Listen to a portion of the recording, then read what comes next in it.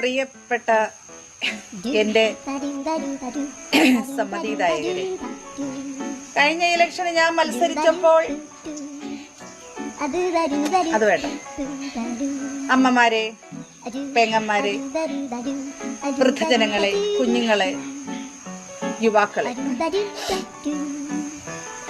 കഴിഞ്ഞ ഇലക്ഷന് ഞാൻ പരാജയം സമ്മതിച്ചത് നിങ്ങളുടെ ആരുടെയും തെറ്റുകൾ കൊണ്ടല്ല, മറിച്ച് എൻ്റെ മാത്രം തെറ്റുകൾ കൊണ്ടാണ്. കാരണം എൻ്റെ ചിഹ്നം പൊട്ടായിരുന്നു. നിങ്ങൾ ചെന്നപ്പോൾ എൻ്റെ പൊട്ട് കണ്ടില്ല, അതായിരുന്നു യാഥാർത്ഥ്യം എന്ന് പറയുന്നത്.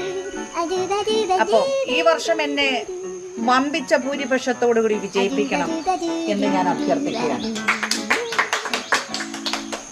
നീ കൈയടിക്കരുത്.